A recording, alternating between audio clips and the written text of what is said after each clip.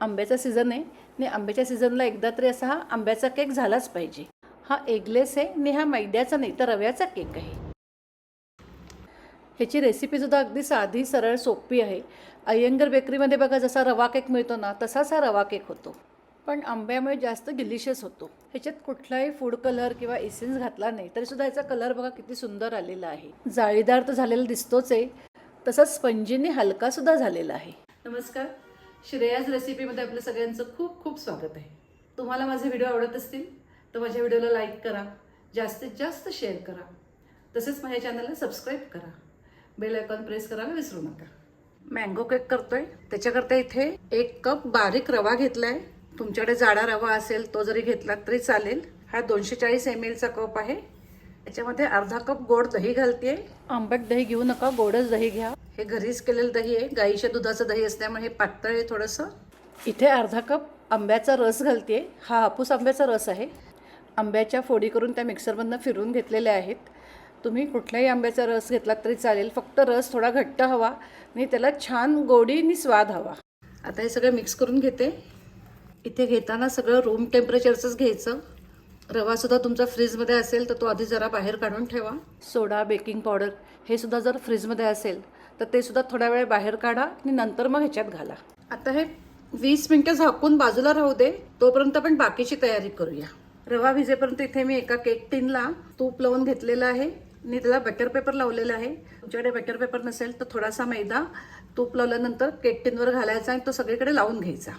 इथे थोडे बदाम पिस्त्याचे काप करून घेतलेले आहे. केक मी कढईमध्ये करते, त्याच्याकरता रवा भिजवल्यानंतर 10 मिनिटांनी मी ही कढई लो फ्लेमवर गॅसवर तापायला ठेवलेली आहे. आत त्याच्यामध्ये असा स्टँड ठेवलेला आहे. आता केक करूया. 20 मिनिटं झालेली आहेत. रवा पण छान आपला भिजला गेलेला आहे. इथे आपण रवा केक करतोय त्यामुळे रवा थोडा वेळ भिजवून घ्यायचा. त्यामुळे केक तयार झाल्यानंतर असा केक मोकळा मोकळा होत नाही. हे सगळं बॅटर मी मिक्सरच्या जारमध्ये घेते. इथे मी 0 नंबरचा रवा घेतलेला आहे. तुम्ही जाड रवा घेतलात तरी चालेल. आपल्याला हे सगळं मिक्सरमधनं फिरवायचंच असतं. हे सगळं मिक्सर आहे, आपल्याला मिक्सरमधनं फिरवून घ्यायचं आहे. त्याच्या आधी त्याच्यामध्ये मी पाव कप पातळ केलेलं साजूक तूप घालते. अर्धा कप साखर घालते. आता साखर विरघळेपर्यंत मिक्सरमधनं फिरवून घेते. आता मगाच्याच बाउलमध्ये हे मिक्सरमधनं फिरवून घेतलेलं बॅटर घेते. इथे मी तूप घातलंय. तुम्ही याच्यामध्ये तुपाऐवजी तेल किंवा बटर घातलं तरी चालेल. तेल घालताना फक्त सनफ्लॉवर ऑइल घाला.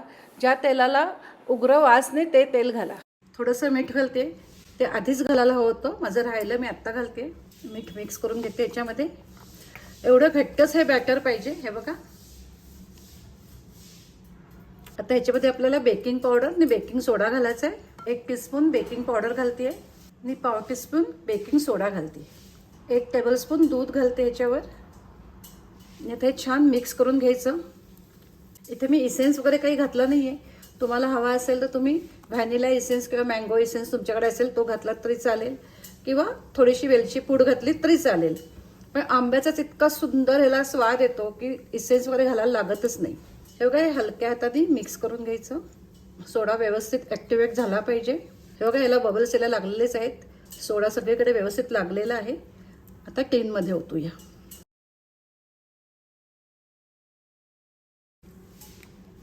जरा टॅपिंग करून घ्यायचं. मी जरा प्लेन करून घेते.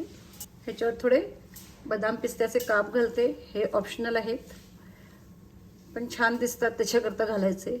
आता प्रीहीट केलेल्या कढईमध्ये ठेवते हे.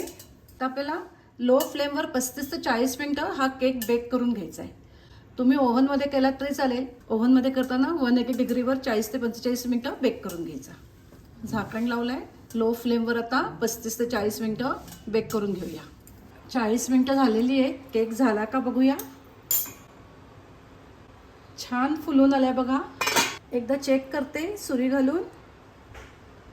ही बघा, सुरी एकदम क्लीन आलेली आहे. ह्याचा अर्थ आपला केक झालेला आहे. आता मी गॅस बंद करते. आता कढईतनं केक बाहेर काढते. केक लगेच टिनमधनं काढायचा नाही. आता हा केक व्यवस्थित गार होऊ दे. केक गार व्हायला पाहिजे तोपर्यंत असा एखाद्या कपड्याने केक झाकून ठेवून द्यायचा. त्यामुळे तो वरून सुकत नाही, मॉइस्ट राहतो. केक आता गार झालेला आहे, काढते. छान कलर आला आहे बघा. ह्याच्यात आपण फूड कलर इसेन्स काही घातलं नाही आहे. तरी कलर सुंदर आलाय बघा. आता डेमोल्ड करूया. बटर पेपर काढते. किती खरपूस झालाय बघा केक. हे बघा असा आपला मँगो केक तयार झालेला आहे. छान स्पंजी झालाय, हलका झालेला आहे. आता कट करते. तुम्हाला हव्या त्या साईजमध्ये शेपमध्ये तुम्ही कट करू शकता. हे बघा किती इझी कट होतोय. रंग किती सुरेख आलाय बघा. आणि त्याला छान जाळी आलेली आहे. अगदी स्पंजी असा आपला हा केक झालेला आहे. हे बघा. आणि पुन्हा छान असा खरपूस भाजला गेलाय. कढईत केला असं वाटत नाही, इतका हा केक छान झालेला आहे. तर असा हा आपला मँगो केक रेडी आहे. तेव्हा आंब्याच्या सीझनला तुम्ही एकदा तरी असा मँगो रवा केक कराच. आणि मला कमेंटमध्ये सांगा.